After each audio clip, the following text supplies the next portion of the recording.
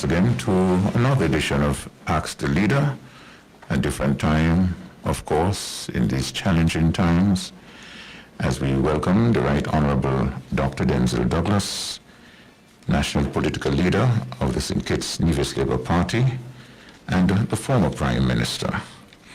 Remember, the number to call will be 466-5977. I repeat, 466-5977. And we welcome listeners, viewers to the various media platforms, KISS 102.5 FM, Dr. Denzil Douglas, Dr. Terence Drew, Young Labour, St. Kitts Nevis Labour Party, and Vision 2020 Facebook pages. Welcome once again as we get right into our program, which will last exactly 1 hour. Dr. Douglas, a pleasant good afternoon to you. It appears to be a Saturday today. Well, Erasmus, today is really Tuesday.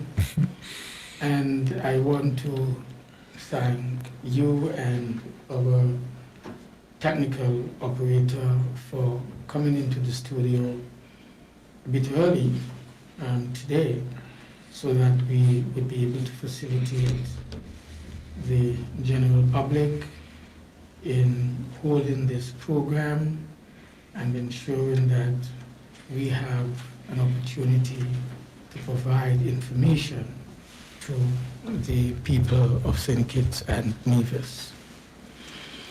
I would like definitely to thank KISS FM because the last week has not been an easy week for many of us.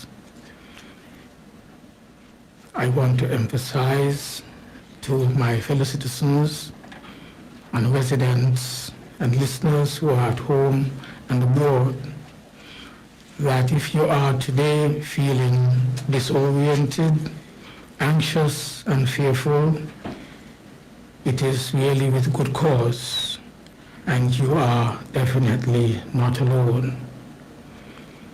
Hundreds of families are uncertain as to where we are in St. Kitts and Nevis in this crisis that is engulfing us because of the impact of COVID-19 on the nation and on the peoples of the world.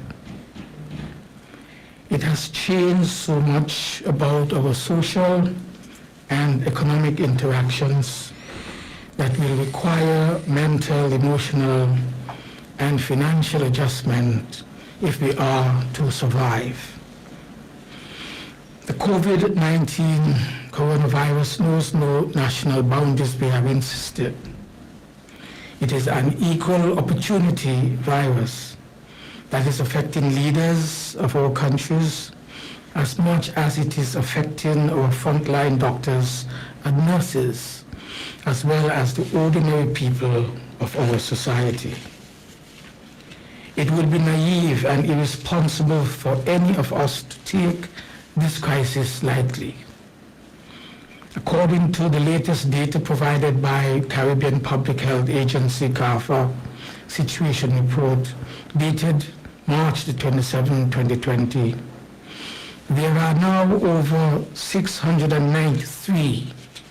224 cases reported globally.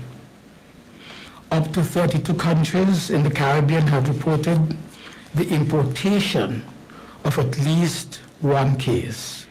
Here in St. Kitts and Nevis so far, we have 8 cases reported. Of these, there are 1,063 cases with 21 recovered and 20 deaths. Here in St. Kitts and Nevis, the number of cases, they have really quadrupled since the first 2 cases were reported last week, to bring to 8, as I said earlier, the number of cases that have been reported, 7 in St. Kitts and now 1 in Nevis. Based on the epidemiology of this highly contagious disease, whereby each person carrying the virus would interact and infect at least 2.5 persons, The numbers of persons testing positive for the disease is expected to rise exponentially during the next few days and weeks. In fact, I would be surprised if the authorities do not already have more positive cases and would be revealed to us later. The multiplier effect of the virus means that the health system here in St. Kitts and Nevis can quickly become overwhelmed. It is vital that the actions be taken now to stop transmission, prevent the spread of the virus, and save lives. I want to express, therefore, my very strong support for the CMO and her team, and to implore all citizens to follow the guidelines laid down by WHO and PAHO and the local health authorities to ensure that we win this fight against COVID-19. I want to appeal to our nation to stay at home, as has been requested by the authorities. As of last evening at about 10:30 p.m., the Prime Minister would have upgraded the national curfew to a 24-hour curfew that will last from 7 p.m. this evening until 6 p.m. Until 6 a.m., Friday, April the 3rd, 2020. Of course, I do not want to get into the discussions as to why the Prime Minister would have to introduce two curfews within 2 days of each other, one significantly different from the other. I want to encourage all of our citizens and residents to respect the mandatory total lockdown that has been issued by the authorities. I support it wholeheartedly and without reservation, and I ask all citizens to obey the law enforcement officers as they put themselves at risk to ensure the safety of all our citizens. But I ask again, is this not late? Could it have been avoided? I cannot repeat it too often. Stay at home. It is one of the proven ways to slow the advance of this novel coronavirus. Staying at home will save lives. If all of us comply with these orders, the quicker will be our chances of controlling this contagion. Stay at home, I implore all of you, my fellow, and of course those who are listening to this podcast. This notwithstanding, key to containing the spread of the virus is for the authorities to use the period of lockdown to put in place all of the measures needed to address and arrest this health crisis. We must ensure that we have enough nurses, doctors with the specialist skills required to save lives. Is this being done, I ask? An isolation ward or wards will need to be established to treat the sick and those who may be critically ill. If it is possible to establish this away from the general population of the JNF, this would be ideal. That is why there is discussion in the public as to whether the private ward at the Joseph N. France General Hospital would have been the best place for this isolation ward to be. People are remarking and, of course, becoming concerned that this is so very close to the maternity ward and to the children's ward. It is highly likely that over the next few days, that the first wave of those experiencing complications from the virus will begin to inundate our hospitals and health centers. The situation will get much worse before it gets better. I therefore would like to pause here for a moment to thank the government of Cuba for its humanitarianism and for sending 30 nurses and 3 specialist doctors to assist our Federation with the critical medical support that is vital at this time. It was the former President, late Fidel Castro, who said, "We, the people of Cuba," I am summarizing, do not have any nuclear weapons. We do not have bombs. We will not send these things to other countries. But what we will send are the trained specialists, doctors and nurses, who for humanitarian reasons will help solve the issues of the world. He has been so right. And I said, therefore, we want to thank Cuba at this time. I would also like to thank the government of the Republic of China on Taiwan for sharing its expertise to review the official COVID-19 preparation plans, as well as its donation of 5,000 masks, 4,000 N95 masks, and some 6,000 ordinary masks to our government. Taiwan's ongoing cooperation with enhancing food security is also very appreciated. And I have been advised that as soon as it is possible, they would be sending more equipment and more support for St. Kitts and Nevis people. It is vital that the period of total lockdown be used to test as many persons as possible. With 325 persons currently quarantined, it is important that all are tested, including those who are asymptomatic. 96 persons of 325 is simply not enough. Is it that we have failed to provide the necessary testing kits? So that is why we have not tested enough people. These are legitimate matters that have been discussed in the wider population. We therefore must emphasize that we need robust testing. There is need now for robust testing of the population, especially those who would have been exposed, who would have been contacts, persons of those already testing positive with the virus. The proven best practices around the world have demonstrated to us that only expansive testing of as many people as possible will provide an accurate picture of how far the disease has spread across our federation. The World Health Organization has advised all countries to test, and test again, and continue testing until we've got it right. It is for this reason that the St. Kitts Nevis Labour Party has expressed our willingness to cooperate with the national collaborative effort to contain the spread of COVID-19 virus. It is only through rigorous testing combined with an extensive tracing and mapping program that we would have a fighting chance to stem the tide. These urgent actions will also need to be reinforced by a clear and rigorous public information program so that our people will really know what to expect and what to do on a daily basis. I believe that the approach so far could have been better. The occasional late-night addresses from our Prime Minister once per week is simply not enough. There is need for daily, comprehensive updates and announcements to keep our people calm and secure.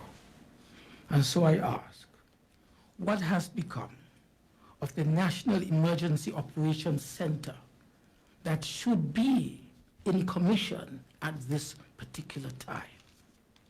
Why is this not in operation? Why is what I ask. I have a history of the structure. Why is this very important sub-agency is not active and pursuing its specific roles that would have been outlined in the appropriate support legislation and regulations for NEMA, if NEMA at this time is to manage the crisis as we're hearing? Testing 98 out of 325 quarantined persons is simply not enough, I say. Those countries which have failed to test have had to watch, as their health system have been overwhelmed almost beyond redemption. And my heart bleeds as to what would happen if we become overwhelmed here in St. Kitts and Nevis. A 4-day, 24-hour curfew is simply not enough to make a meaningful impact that would yield results in flattening the curve of as the COVID-19 runs the course here in St. Kitts and Nevis. This is why. What is it that would have prompted a new curfew in 2 days after the first one was introduced? It appears to me that there's really serious lack of planning, lack of vision and foresight, not listening, it would appear, to the right authorities on this particular matter.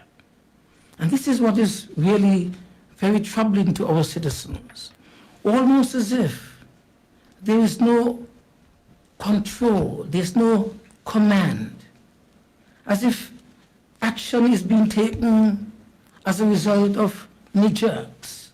This cannot be right. This is a massive crisis that is engulfing our country at this time.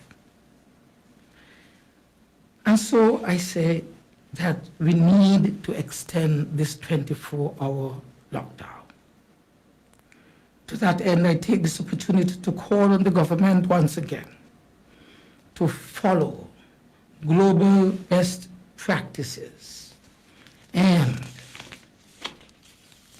extend the 24-hour lockdown for at least maybe 14 days in the first instance, and contemplate 21 days as some countries would have done.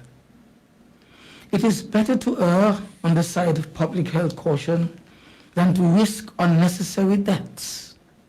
The protection of life is paramount and must be achieved at all cost.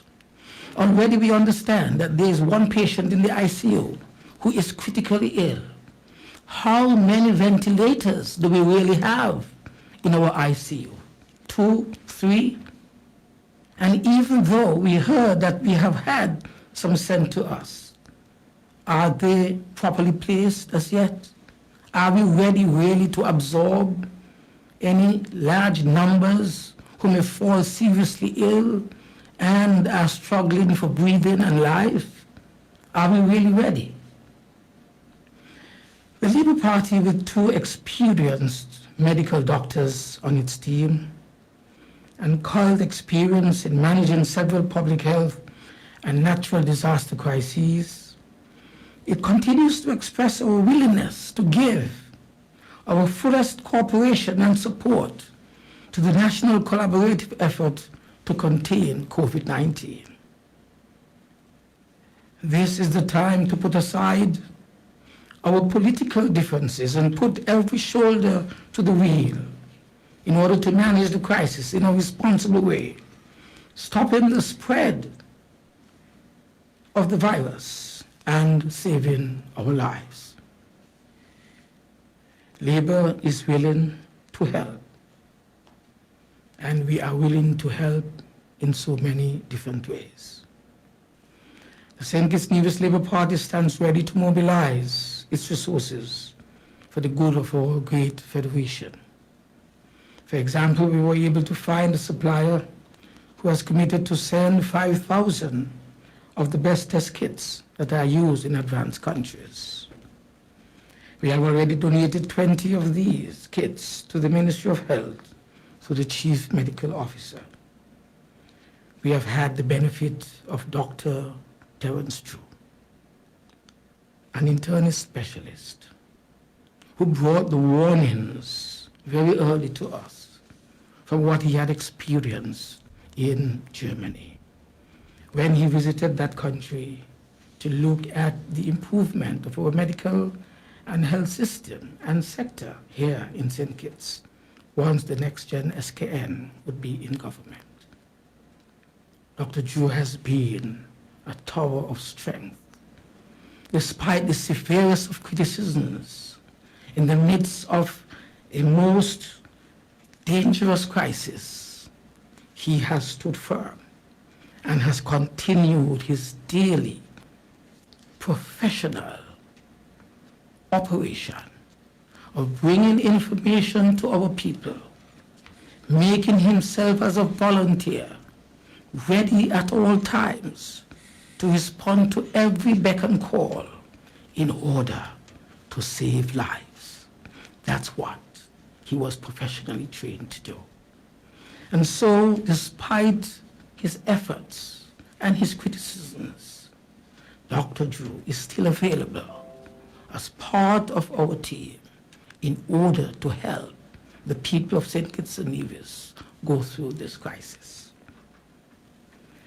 We have made the recommendation that testing centers be established around the Federation in order to increase the volume of testing being done as quickly as possible. We have expressed our commitment to testing 100 persons per day as part of a partnership with private labs here in St. Kitts and Nevis. This public-private cooperation arrangement would cost about $1 million, which should prioritize as part of the COVID-19 disaster response budget. This is not an impossible feat. In South Korea, for example, the authorities were testing over 20,000 persons per day for 1 month before they began to see a decline in the spread of the virus. On a per capita basis, 100 persons per day would be a reasonable target for us to achieve. This testing would be available free of cost. This nonsense of government charging $200 must fly through the window. It must be free for all of our citizens who wish to be tested after informing that they would have come in contact with some person who would have tested positive. By doing such rigorous testing, we will be able to identify clusters and we will be able to isolate positive cases as quickly as possible. There are many among us who may be silently carrying the virus and recovering from it without even knowing it, because the immune system would have been intact and would have been able to fight it as nothing.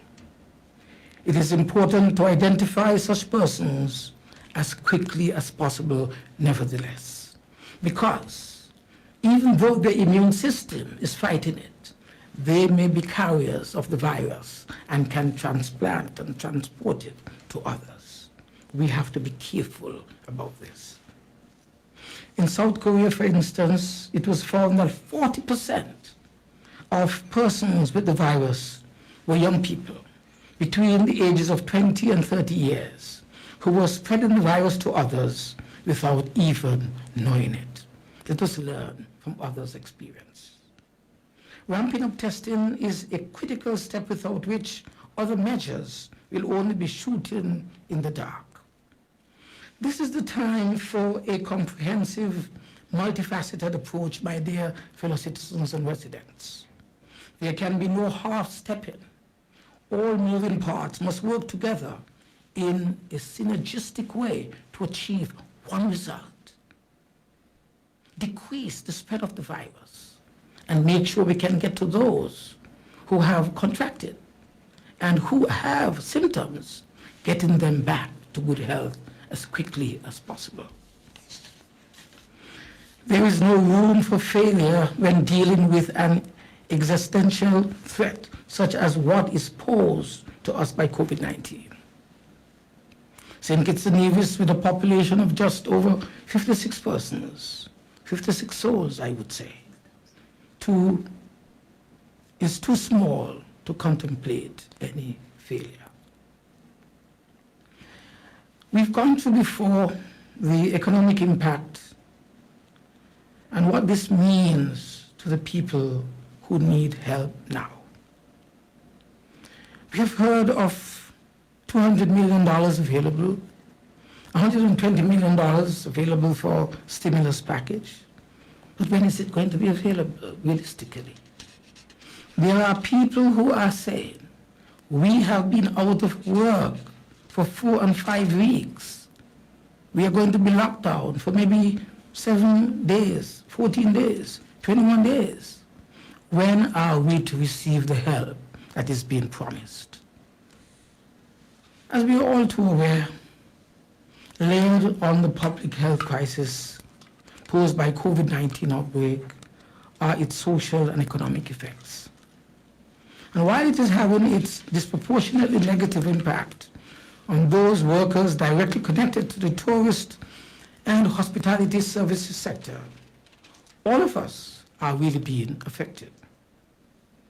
COVID-19 threatens the livelihoods of our barbers, hairdressers, as much as it is affecting our taxi drivers and our restaurant owners and the store owners down there in Port-Anthony and those who are in the duty-free stores. In this period of lockdown, many of our small businesses are poised to close permanently if something isn't done urgently. And so the question is being asked, when is this promised support and stimulus going to reach into the hands of the people so that they can eventually reach into the hands of those who are trading in goods?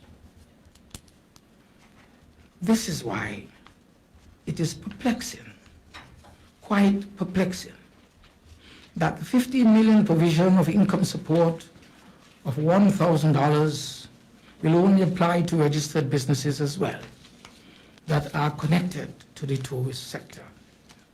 We all know that there are many small businesses which are not properly registered with Social Security. Are we saying that because they are not registered, yet we know that they are out there functioning and would have lost their business, that we will turn a blind eye to them? Is that what we are really saying? There is a need for greater transparency as to the criteria for qualification for this much needed income support that has been touted by the government.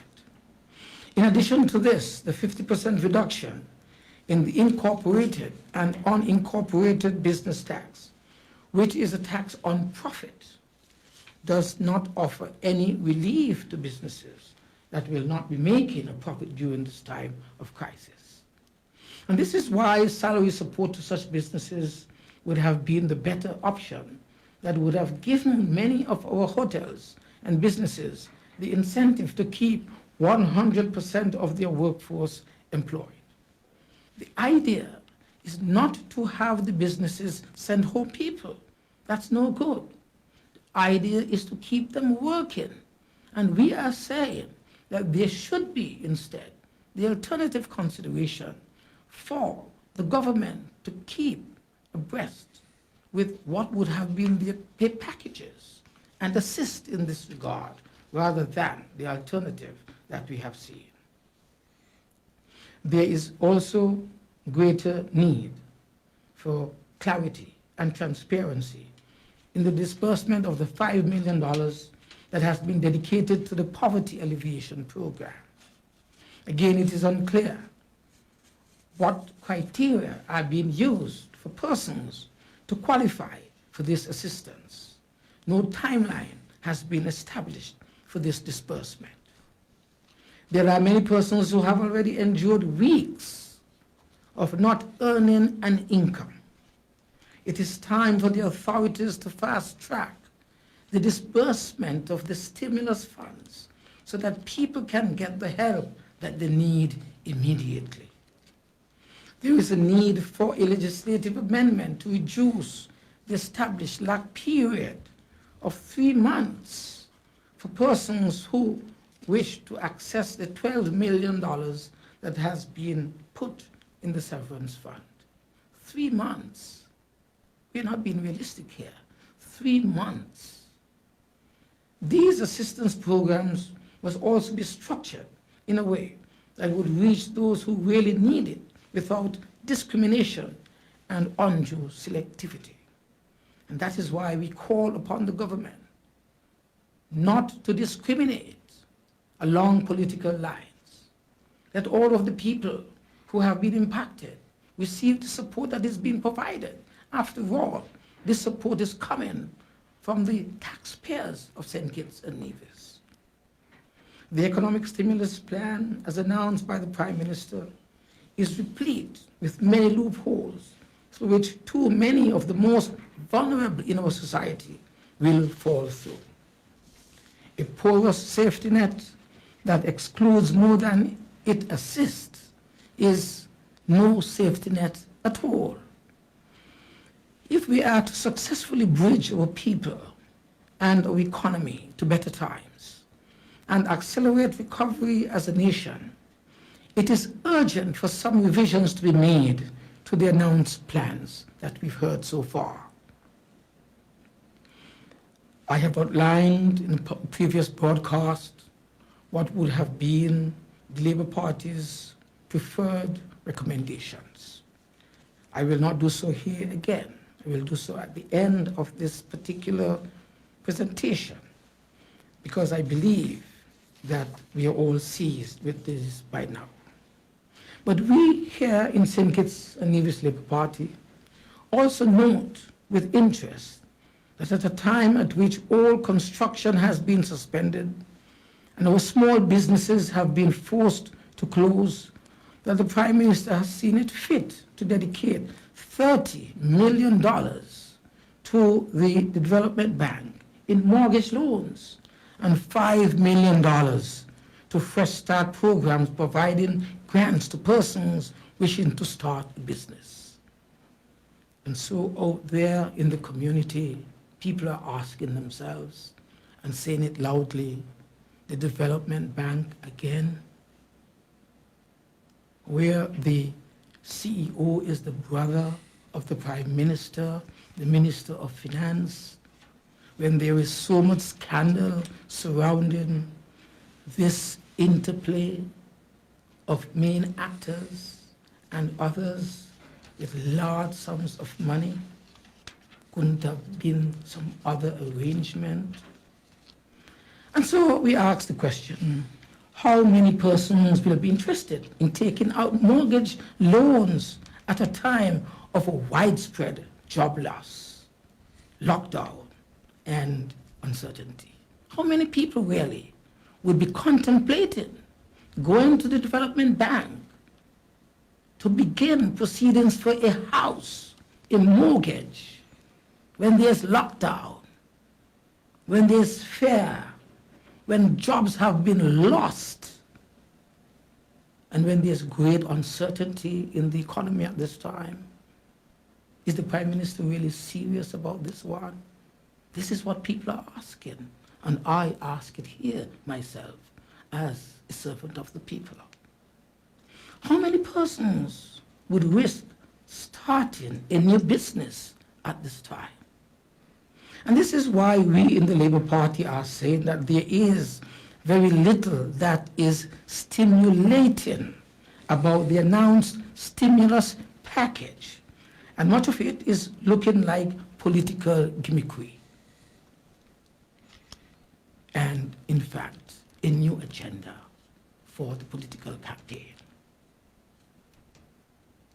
I want to emphasize to our people, my fellow citizens, residents, and those who are listening to my voice, that the Labour Party is ready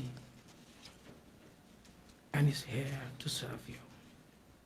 The Next Gen SKN team is here to serve you.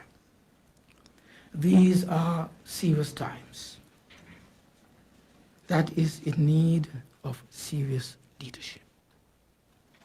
The leadership that is expected at this time is lacking. Even within the cabinet of ministers, I understand, persons are disappointed that the leadership that is required at this time is sadly lacking. The people of our country do not deserve more tricks and gimmicks at a time when they are most afraid and they are most vulnerable. There is great anxiety and uncertainty. They need leadership that is comforting, leadership that is going to be more empathetic and show real concern for people's welfare.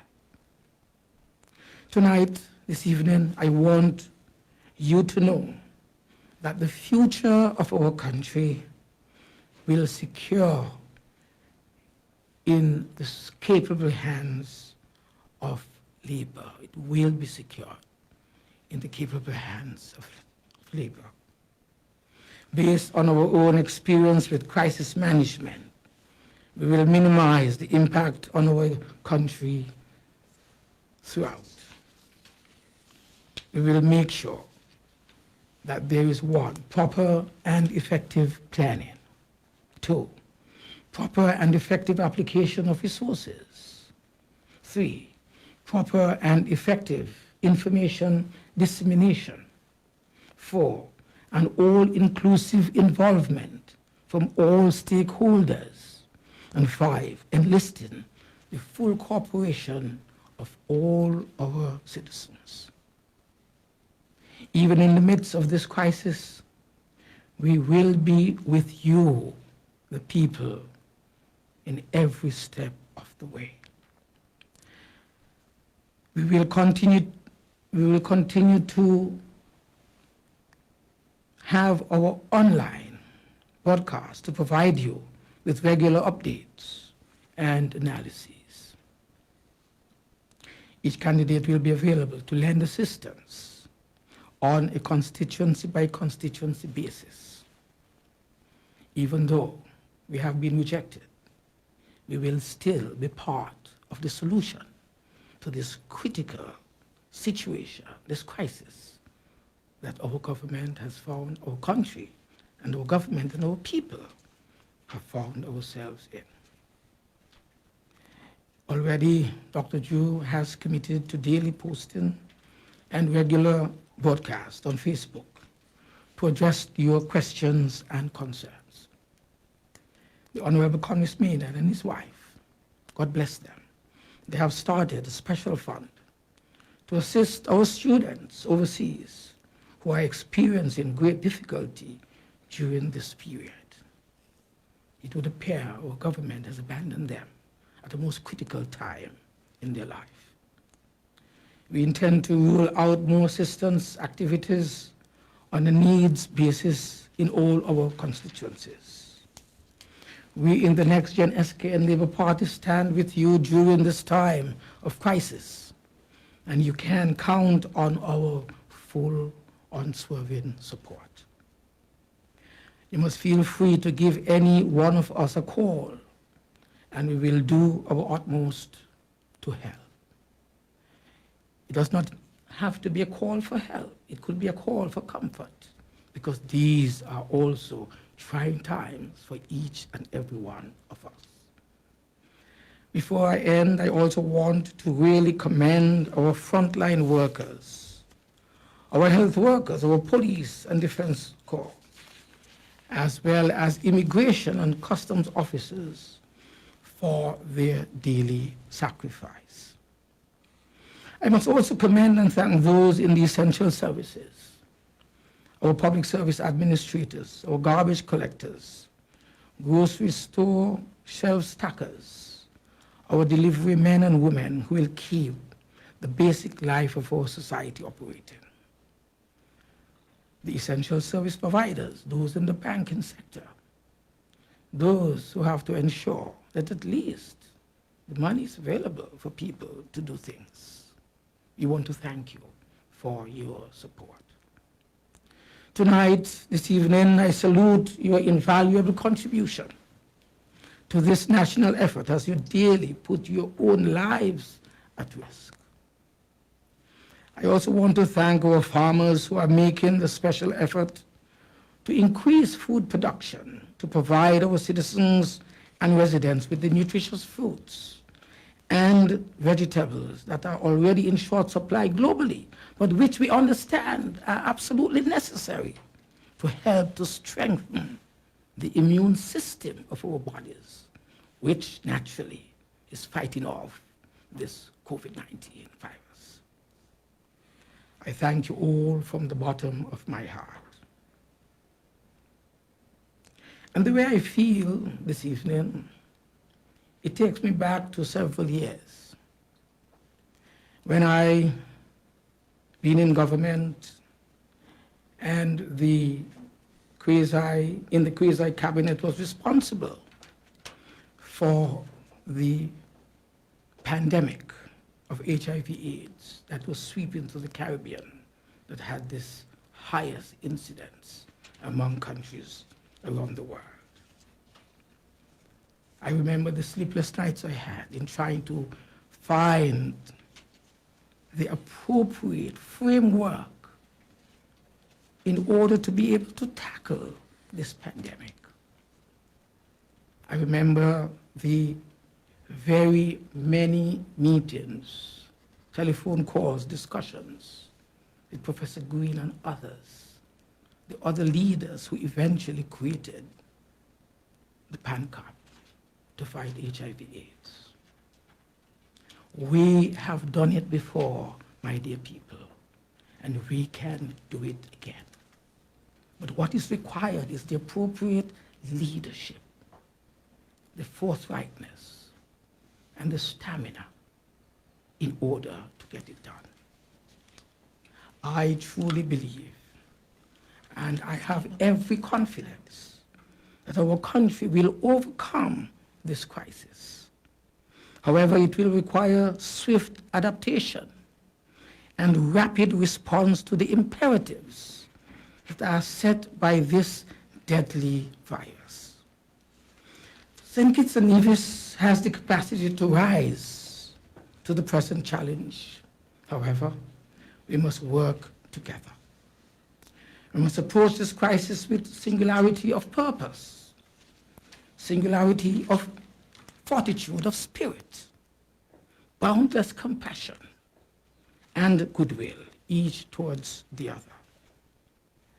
I may have taken a bit longer than I had thought I would, but this is not so much of a broadcast. It is a fireside conversation with the people of St. Kitts and Nevis, who at a most unusual time in our history is confronted with the most deadly virus that can devastate the entire population of our country.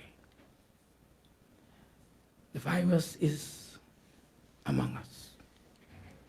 There is no longer this notion that we have done so well to keep it out. Nonsense. The virus is among us. The virus should not have been among us, but it is among us. Let us now do what is necessary to prevent its spread. Let us anticipate those who would develop symptoms and signs of being critically ill. And let us, with God's grace and with God's blessing, ensure that we would be able to overcome, even despite the shortages, the lack of preparation. Let us pray to God that we can overcome this challenge at this time. May God bless each and every one of you. Thank you. Thank you very much, Dr. Douglas, for your words of comfort and conversation. You mentioned, is there a telephone call? Okay, let us go to the phone lines and we say a special good afternoon to our callers. You're very important to these conversations. And we say good afternoon, welcome to Ask the Leader. Good afternoon, Mr. Williams. Good afternoon. Hold on, let me go down the radio.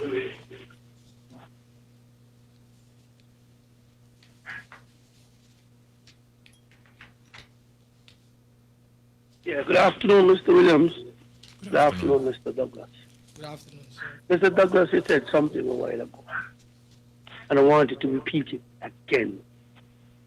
You said that the opposition have donated how much stuff to the government? Repeat that to me again. I want to make sure I get it clear.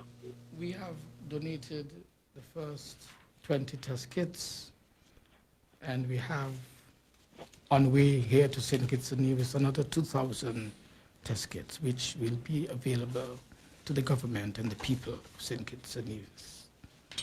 Thank you, Mr. Douglas. Why I asked that question? I posted something on Facebook and asked about maybe also, if I decide to go take a private test, somebody tell me I have to pay $220 or $10. So what is that $100 and something million for? A charade? I think every single person in this country should be able to go and get their own self-test if they choose to. For free. For free. Because we see money we're backing left, right, and center for foolishness. Freedom concert and all kind of concert. People come in and make big money. But you're telling me today, Mr. Douglas, I'm supposed to pay in a crucial time like this for a test? Really? That's why when I talk with passion. I see a post on Facebook where Damien Weeks put up, who all has meet with the government, and the only person missing is the opposition. Hear what I say? The only person missing is the opposition. Why, Mr. Douglas? Why Timothy is behaving in this kind of manner? Why? He coming on tonight like a thief in the night to tell me what I don't know. Whatever he's telling me tonight, it to me making any sense. Because the horse already bolted. Everybody is in turmoil. We are stressed. Depression is kicking in for some people. And Timothy is sitting back like it's a normal day. Come and give us information when you feel like. Do us as you feel like, or you cattle. Mr. Douglas, it's serious time. At the moment, a lot of us don't even know if we're going to overcome this, if we get it.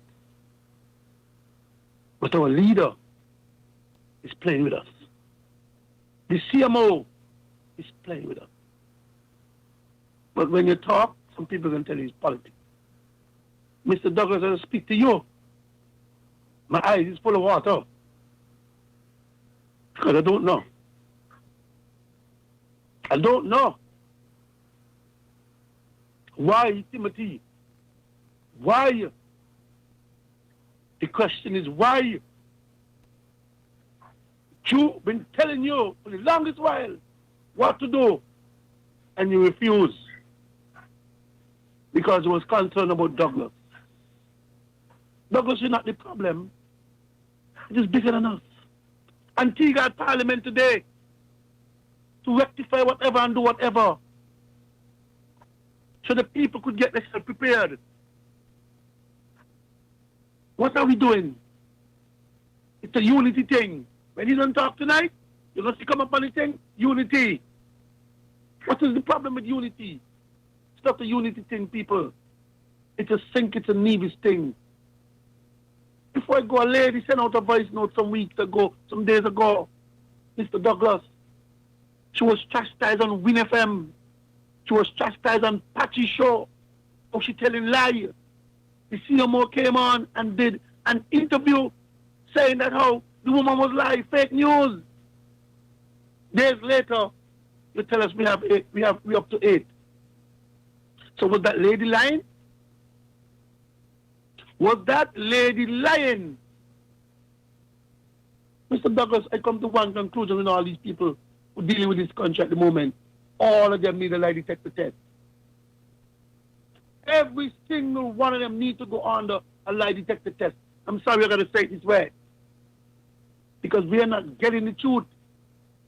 And the pompousness of Timothy Harris and the arrogantness, some of us might perish. Simple as that, Mr. Douglas. It's unfortunate Why are we using the hospital, Joseph and Fran? When he boasts and tells us he spent millions of dollars on the Mary Child Hospital in Molineux, why that cannot be used and corner off? Why that can't be used? The hospital is not ready. We're not equipped. We're not organized, Mr. Douglas. These are the facts. It's coming out, people are talking. Why? This is not the Boston High School, Timothy. This is not the Aquifer, the Boston High School. You get away with the stem cell. You get away with the vaccine testing. Because that thing could have run wild in this community. Look how close you be to the hospital. And today you're still behaving in the same arrogant, pompous manner. Last night, Patches on the show, calling on the opposition again as usual. Timothy, again, stop your pompous, arrogant behavior.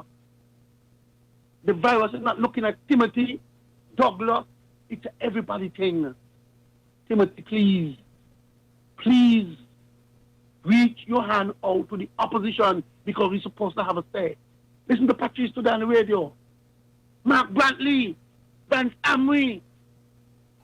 You guys are constantly fooling us. You guys are constantly lying to us. Mr. Douglas, I want to thank you so much.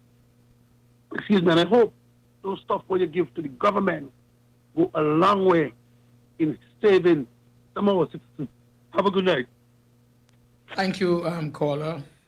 I believe, again, it raises a number of the issues which I myself touched on, and which really matters that are coming out from the general populace in terms of their own observations and the impressions they have received in observing the management of this crisis.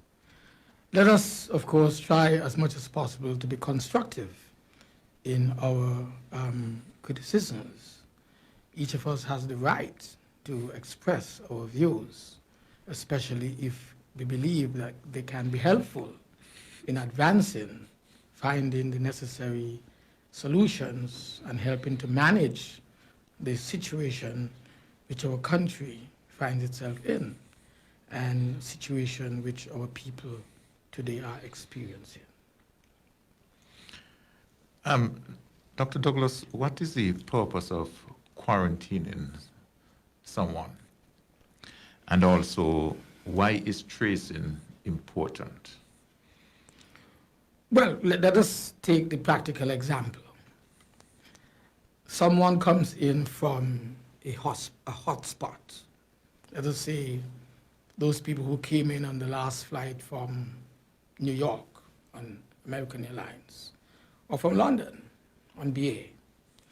Because these two areas have been considered to be hotspots where there is viral spread and open and general contamination, you would want to ensure that persons are quarantined. That is, whether or not they have symptoms, you are taking the decision to isolate them from the rest of the population, and in particular from the rest of their family, for 14 days, just to observe if anything develops. Anything meaning anything like a flu-like illness, fever, coughing. Or high temperature. Yes, temperature, fever, high temperature, coughing, etc. Because we know the pathogenesis of the disease will follow a path like that. It's a flu-like illness. And so we would want to make sure that the person is not only protecting her family, but the rest of the population, her workers, her associates, her friends, her husband, or whoever. And so you quarantine for 14 days. And the tracing? The tracing is important, like what has happened here. For example, we had the announcement from the government that there were 2 cases. 2 cases. We've spoken about this situation already, where they would have been tested positive for the virus, not necessarily carrying any sign or symptom of the illness, that is COVID-19. Remember, the virus, the coronavirus, is what causes the sickness, the illness, the disease, COVID-19. So even though you may have the virus, you may not have any signs of the illness, of the disease, COVID-19. Because if your immune system is intact, just as you would get over a common cold, and it does not descend into, I say descend or elevate into a pneumonia, so too you may be able to just simply have the virus, and you do not even have any sign at all of a fever, but the virus is there. And so if you are tested positive, you then would have been in touch with people if you were not isolated, or even with people who were with you before you knew that you were carrying the virus. Like, as I said, the case that the first 2 that came from into St. Kitts. Maybe these 2 persons may not have even contracted the virus in New York. It might be on the plane. It might be from the passenger who was sitting next to them. We assume it has come from New York because it's a hotspot, which is why they should have been quarantined, because it's a hotspot. But once the virus has been tested positive in their bodies, then they have to begin to say, oh boy, where was I seated on this plane? And the people, the passengers on that row, maybe behind, maybe 6 feet behind, should be possibly contacted and traced and to be tested, or at least to be questioned as to whether they have any symptoms or signs of the COVID-19, because you're talking about the arriving in St. Kitts since the 18th. Today is what? 29th, 30th? The 31st. 31st. Leaving behind. So at least by 2 weeks' time, if they had contracted the virus and the immune system would have been triggered, it would have started to fight, and you would have had the snuffles, the fever, etc. But it may not go beyond that. So that is why it is important to trace, because in tracing, you are able to make contact with the persons to whom a positive person or a person with symptoms and signs proven to be from the COVID-19, that those persons need to be checked to make sure that they are not spreading it to others. I mean, one of the serious things I've heard is that this infant child, 9 months? 10 months. 10 months, was in a daycare center. That's frightening. Don't know if it is true, but this is what I was told. But Was in a daycare center. yeah, but the information from the government gives the impression that the persons in that group, the last group, or the second to the last group, the 5 persons who were disclosed on Sunday evening, were actually coming from either Antigua or St. Martin. Well, whether they came from Antigua or St. Martin, the fact is that there's a child that is positive. And if the child is positive and was carried back into the daycare center, Okay, right. well, all the children in the daycare center have to be checked in some way. And monitored. Checked and monitored, of course. Not only those kids, but the parents, because they go home to their parents every day. They're not living in the daycare center. And then the parents, who would they have contacted? This is why we keep saying we would never understand how complex the situation is and how quickly it can spread throughout the country, through a home, another home, another home, a community. And from one community to the next, then it's the whole country. This is what my concern was all along. The concern was not that we didn't have any, so we must congratulate ourselves. No. Are we doing enough to make sure that if it comes, we are prepared to do what is necessary? For example, the simplest thing, contact tracing. Because it's the lack of proper contact tracing that will allow this thing to spread like wildfire and devastate the entire community. It's important to have That is why the shutdown, I called for a shutdown last week, Thursday, I think it was, a lockdown. And then we had a half-measure lockdown. I don't know what caused the Prime Minister after a day or two to say 24-hour lockdown. But that looked like some knee-jerk reaction, because if it was being properly planned and if it was being clearly understood, the lockdown would have come a long time, complete lockdown, so that you are rested where it is. Because we knew that it had gotten away, and we therefore should have done something immediately to close it, have it enclosed. But we would have, I think, acted a bit slow. Now, the second call for a new state of emergency, or is it a second state of emergency, or the same state of emergency but with the curfew being different? I'm not certain myself. People are so very confused. And today I was listening to a lawyer, and he was saying that we don't even know what is going on, because do they have new regulations? Are we still on the old regulations? But people are so concerned to get rid of this thing that whether or not government is making serious legal blunders, people are prepared to overlook them and just simply say, hey, this is my life. They do their own thing, they're making mistakes, but I want to live. Dr. Douglas, And that should be the attitude we want to live. I've received 10 messages which says, look, try to finish the program for you all to get home in time. Remember, they will be quick to lock you all up. 17:35? That's what? These 5:35, these are messages from overseas. Said, please, it's after 5 and 7 o'clock is around the corner and you don't know how the traffic. Yes. I beg you, try and wrap up and go home now. Yes, yes. Your I don't last want to get closing- arrested. Your closing remarks, Dr. Douglas. Well, I really would like to thank our people for understanding.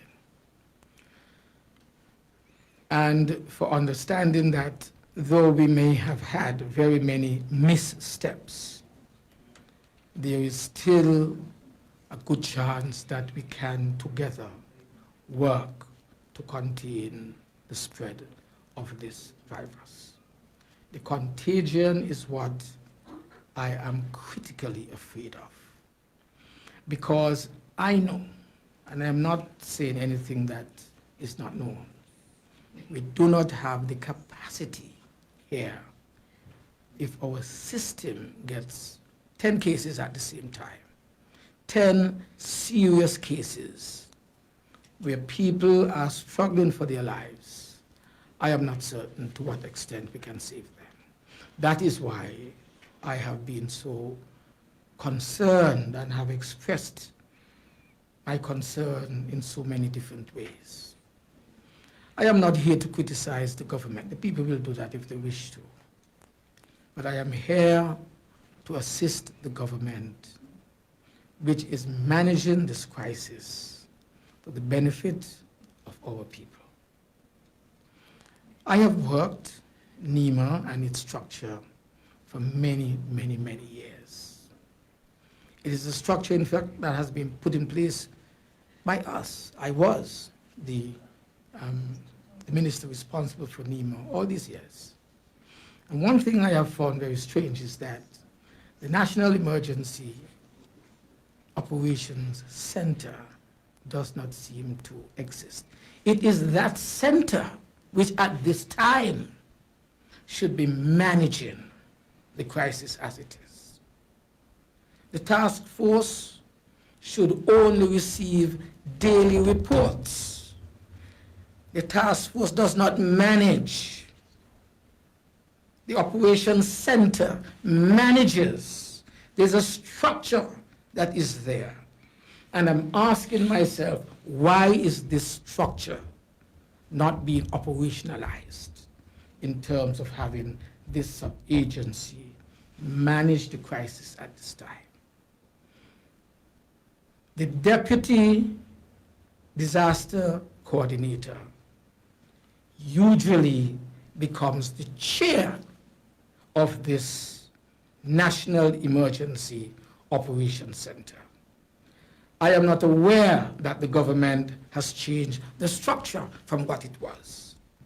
Therefore, I want to beg and ask the government, the task force, I should say, okay, you exclude us, but at least do not in any way injure what is the present structure that has brought this country out of several crises, hurricane after hurricane. It worked, and it will work if it is only allowed to work as it should.